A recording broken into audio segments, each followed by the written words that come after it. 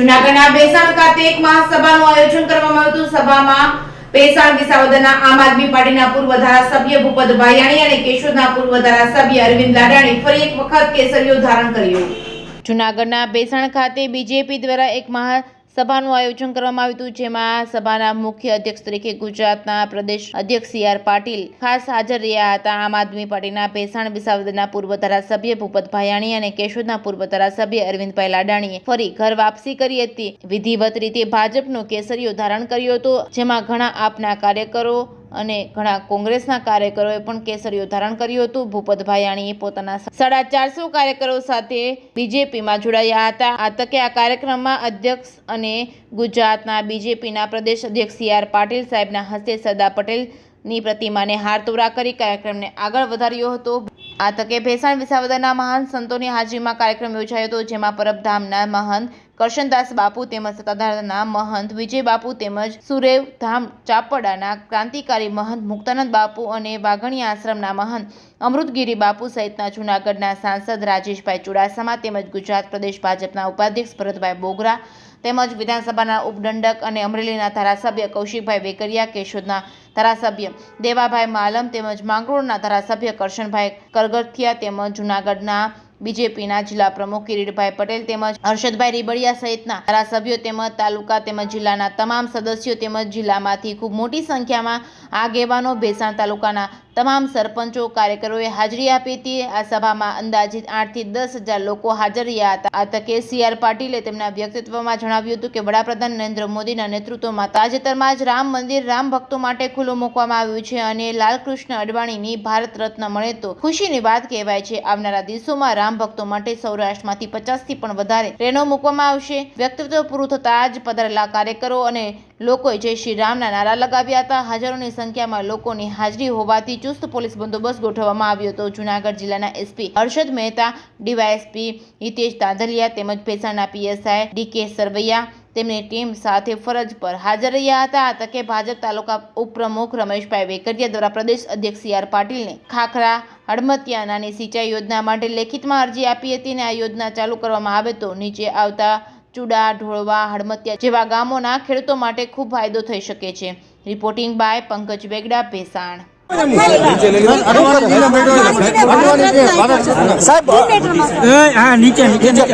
ગયું સાહેબ, અડવાણીજીને ભારત રત્નની ઘોષણા થઈ છે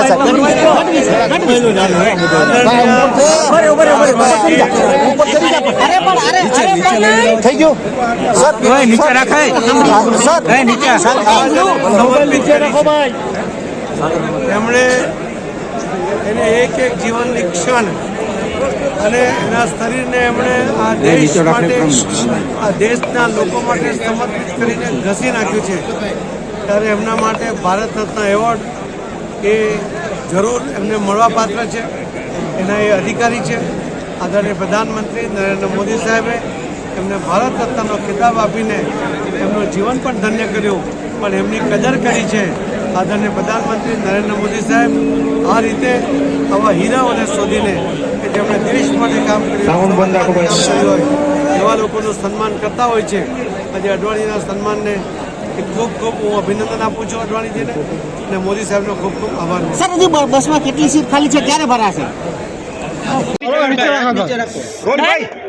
જી ભૂપતભાઈ, આજે તમે ફરી ગૃહ પ્રવેશ કર્યો છે, શું કહેશો?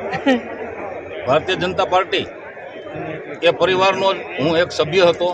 આજે ફરીવાર મારા વિસ્તારના હિત માટે, રાષ્ટ્રના હિત માટે, મારા વિસ્તારના ખેડૂતોની સેવા કરવા માટે, મારી જનતાની સેવા કરવા માટે અને સમગ્ર રાજ્યમાં અને સમગ્ર દેશમાં જ્યારે નરેન્દ્રભાઈ મોદીની જે કામગીરી છે, માનનીય આપણા વડાપ્રધાન શ્રી એમની વિકાસની જે રાજનીતિ છે અને વિકાસના રૂપમાં જે યજ્ઞ ચાલી રહ્યો છે દેશભરમાં, એ યજ્ઞમાં આહુતિ આપવા માટે આજે હું ફરીવાર મારા સ્વગૃહે ભારતીય જનતા પાર્ટીમાં પ્રવેશ કર્યો છે। ખાસ કરીને વિસાવદરનું જે મતદારો છે તેને લઈને આવતા દિવસોમાં કેવું લાગે, જે તમારી સાથે આપમાં હતા એ મિત્રો કેટલા તમારી સાથે રહેશે?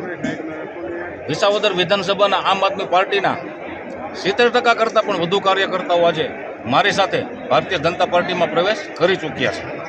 ભાજપ ખાસ કરીને ભાજપમાં તમારું જોડાણ થયું, આગામી લોકસભાની ચૂંટણીમાં આની કેવી અસર રહેશે ભૂપતભાઈ? અરે વિસાવદર વિધાનસભાની સમગ્ર દેશમાં અને સમગ્ર રાજ્યમાં 26 લોકસભાની સીટ ભારતીય જનતા પાર્ટીના ઉમેદવારો જીતશે, એમાં કોઈ શંકાને સ્થાન નથી. આજે કોંગ્રેસ આજે મરણ પથારીએ ગઈ છે. એમને પોતાના કાર્યકર્તાઓ અને પોતાના ધારાસભ્યો પણ સાચવી નથી શક્યા, અને નરેન્દ્રભાઈ મોદીના નેતૃત્વમાં અને ભૂપેન્દ્ર પટેલ સાહેબના નેતૃત્વમાં વિકાસની રાજનીતિમાં કોંગ્રેસી મિત્રો પણ આજે કેસરીઓ ધારણ કરતા હોય તો વિસાવદરની જનતા પણ એમાં ક્યાંય પાછળ નથી રહેવાની. આવનારા દિવસોમાં વિસાવદર વિધાનસભાની સીટ પણ ભારતીય જનતા પાર્ટીમાં જંગી લીડથી ચૂંટાશે એવો મને પૂરો વિશ્વાસ તમને છે. ટિકિટ જનતા મળશે કે નહીં ભૂપતભાઈ?